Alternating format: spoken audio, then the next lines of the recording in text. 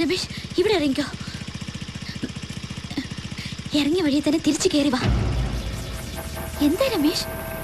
അല്ല, ഇനി ഇവിടെ നിന്നാ പിന്നെ ഈ രാത്രി എങ്ങോട്ട് പോകും? പോലീസിന്റെ കൈ ചെന്ന് പെട്ട. തൽക്കാലം താൻ കയറി വാ. എന്ത് വേണമെന്ന് നമുക്ക് ആലോചിക്കാം. സൂക്ഷിക്കണം, ആരുടെയും കണ്ടുപെടരുത്.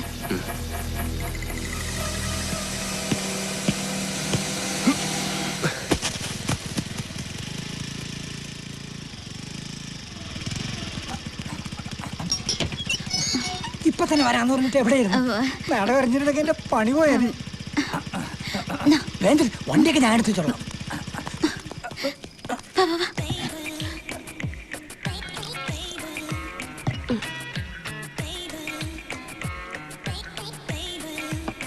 സത്യമാണ് പറഞ്ഞത്? സത്യം. ഞങ്ങൾ ചെന്നപ്പോ ചോരയിൽ കുളിച്ച് മരിച്ചു കിടക്കായിരുന്നു.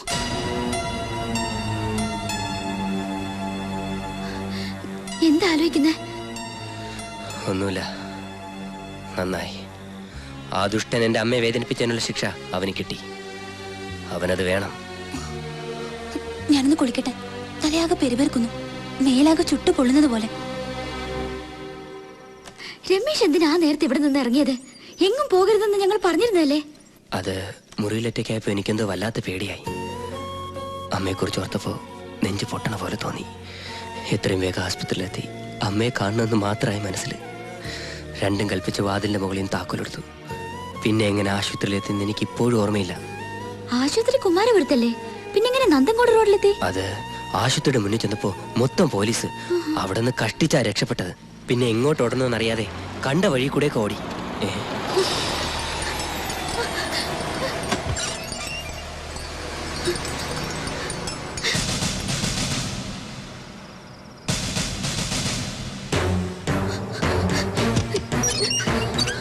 എന്താ? ആകെ കുഴപ്പായി. ജൂലി, ജൂലി, ജൂലി, എന്താ? കഥ തുറക്ക്. ഇടിഞ്ഞ സോപ്പ് തേച്ചിരിക്കാം. എടി താഴെ പോലീസ് വന്നിട്ടുണ്ട്. എന്നാ ഞാൻ മേഡത്തിനോട് പറയാം സാർ. ഓക്കെ.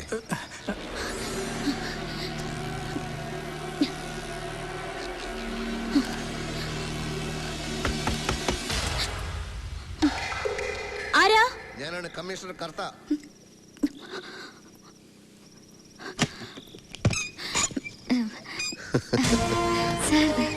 പരിചയപ്പെട്ട് കഴിഞ്ഞപ്പോ പിന്നെയും പിന്നെയും കാണണമെന്നൊരു തോന്നൽ. എന്താ വിളിച്ചത്? എന്നോട് ക്ഷമിക്കണം, പ്രിൻസിപ്പൽ അച്ഛൻ ഇതുവരെ എത്തിയിട്ടില്ല. അച്ഛൻ വന്നിട്ട് പോരെ സർ?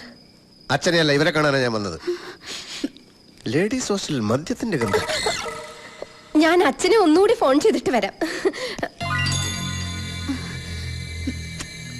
വളരെ ബോൾഡായ കോളേജ് യൂണിയൻ ചെയർപേഴ്സൺ ഇങ്ങനെ വിറയ്ക്കാനും വേർക്കാനും ഒന്നും പാടില്ലല്ലോ. എന്ത് പറ്റി?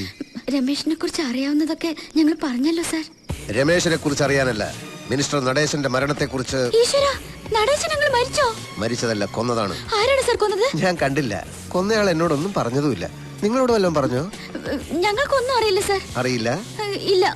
ദുർഗ സാർ. ഹമീദേ,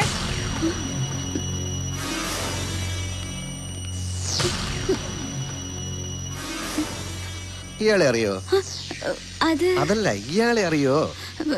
ഇല്ല സാർ. താൻ പറഞ്ഞ രണ്ടുപേരിൽ ഈ കുട്ടിയുണ്ടോ? തന്നെ. ഇത് തന്നെ സാർ സോഫിയോഗ്രാഫ്. ഹമീദേ, വേലായുധനെ കൊണ്ടുപോയിക്കോളൂ.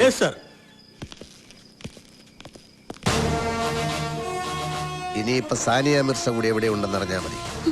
എവിടെ ഉണ്ടെന്ന് പറയൂ. കുളിക്കാണ് സാർ. കുളിക്കാണോ അല്ല കുളിക്കും പോലെ കളിക്കാണോ?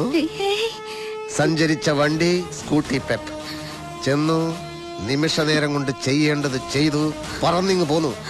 ഇല്ല സാർ, ഞങ്ങൾ അവിടെ ചെന്നപ്പോ മിനിസ്റ്റർ രക്തത്തിൽ കുളിച്ച് മരിച്ചു കിടക്കായിരുന്നു. അപ്പൊ അവിടെ പോയിരുന്നു. ദുർഗ സാർ, സാനിയ മിർസയോട് ബാത്റൂം തുറക്കാൻ പറയൂ. കുട്ടി, വാതിൽ തുറക്കൂ. Open the door. ദർവാസ ഖോലോ. ബഹുഭാഷ വേണ്ട, മലയാളത്തിൽ പറഞ്ഞാ മതി. കതക് തുറക്കാനാ പറഞ്ഞേ. ലേഖേ, ആരാത്? കമ്മീഷണർ കർത്ത സാറാണ്. നീ വാതിൽ തുറക്ക്. അയ്യോ, ഞാൻ കുളിക്കുവാ. ഒരുപാട് കുളിച്ചാ പനി പിടിക്കും. വാതിൽ തുറക്കു കൂട്ടി. സാറ് പറഞ്ഞത് കേട്ടില്ലേ? കതക് തുറക്കാൻ. തുറക്കാനാ പറഞ്ഞത്. തുറക്കാ. അയ്യോ.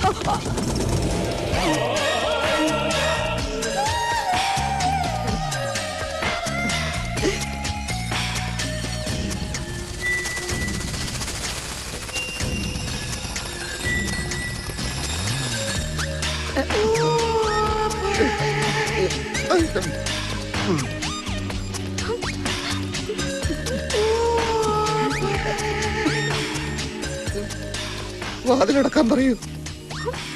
സർ, ശ്ശോ. കുളിക്കുകയാണെങ്കിലും കുളിക്കല്ലെങ്കിൽ ഈ പെൺകുട്ടി ഡിപ്പാർട്ട്മെന്റിനോട് ഇത് ചെയ്യാൻ പാടില്ലായിരുന്നു. എന്ത് നടപടി എടുക്കണമെന്നും പിടികിട്ടുന്നില്ല. നിന്ന് കിണിക്കുകയാണോ? ഡിപ്പാർട്ട്മെന്റിന്റെ അന്തസ്സിനെ പറ്റി ഓർമ്മ വേണം. അയ്യോ സാർ, ഞാനത് അറിയാതെ എന്റെ ലൈഫിലെ ആദ്യത്തെ സംഭവമാണിത്. ആ കുട്ടിയോട് എന്തെങ്കിലും ഒരു ഡ്രസ് എടുത്തിട്ട് പുറത്തേക്ക് വരാൻ പറയും. Yes sir. ലേഖ വരൂ. കുട്ടി വേഗം ഡ്രസ് ചെയ്ത് വരൂ, ഞാൻ പുറത്ത് വെയിറ്റ് ചെയ്യാം. ശരി. നിങ്ങൾ എന്തിനാണ് ആ സമയത്ത് മിനിസ്റ്ററെ കാണാൻ പോയത്? രമേശ് പോലീസിന്റെ കയ്യിൽ പെട്ടാ പിന്നെ ബോഡി പോലും കാണാൻ പറ്റില്ലെന്ന് സ്റ്റീഫൻ പറഞ്ഞപ്പോ ഞങ്ങൾ ആകെ പേടിച്ചു പോയി. സ്റ്റീഫൻ എന്ന് പറയുന്നത് ആ റബൽ ഗ്രൂപ്പിന്റെ ലീഡർ അല്ലേ? അതെ സാർ, അവനാണ് ഞങ്ങള് രമേശിനെ ഒളിപ്പിച്ചു വെച്ചു എന്ന് പറഞ്ഞുണ്ടാക്കിയത്. രമേശിനെ പോലീസ് പിടിച്ചോ സാർ? അത് നിങ്ങൾ അറിയേണ്ട കാര്യമില്ല. രമേശ്, രമേശ് പേടിക്കണ്ട, അവര് പുറത്തേക്ക് പോയി. ഇങ്ങോട്ട് നോക്കി. എന്റെ ജീവൻ കളഞ്ഞ് ഞാൻ നിന്നെ രക്ഷിക്കും. ആർക്കും വിട്ടുകൊടുക്കില്ല, സത്യം. അപ്പൊ സമയം എത്രയായിരുന്നു എന്ന് ഓർമ്മയുണ്ടോ? 8:30, 9 കാണും സാർ. അങ്ങനെ പറഞ്ഞാൽ എങ്ങനെയാ? ഒന്നുകിൽ 8:30 അല്ലെങ്കിൽ 9. പറയുന്ന ഓരോ ഉത്തരവും സൂക്ഷിക്കണം. തെറ്റി പറയുന്ന ഒരു ഉത്തരം മതി കൊലക്കയറി വിടാൻ.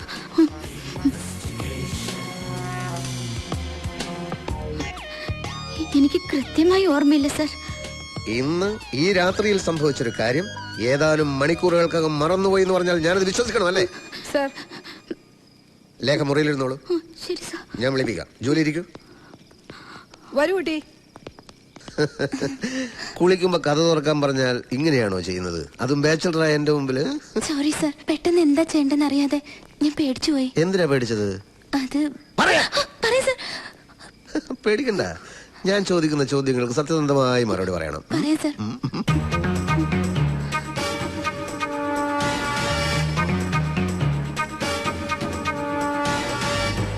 പേടിക്കണ്ട, ഇങ്ങനെ മാറ്റി മാറ്റി ക്വസ്റ്റ്യൻ ചെയ്യുന്ന ഞങ്ങളുടെ ഒരു രീതിയാ. രണ്ടാളും പറയുന്നതിന് വല്ല പൊരുത്തക്കേടോ കള്ളത്തരോ ഉണ്ടോന്ന് അറിയാനാ. ഈ പറഞ്ഞതെല്ലാം സത്യമാണല്ലോ? അതെ സാർ. ഒരു മാറ്റമില്ലല്ലോ? ഇല്ല. എക്സ്ക്യൂസ് മി സാർ, പ്രിൻസിപ്പൽ അച്ഛൻ തിരുമേനെ കാണാൻ പോയിട്ട് ഇതുവരെ വന്നിട്ടില്ല. സമയം ഒരുപാടായി.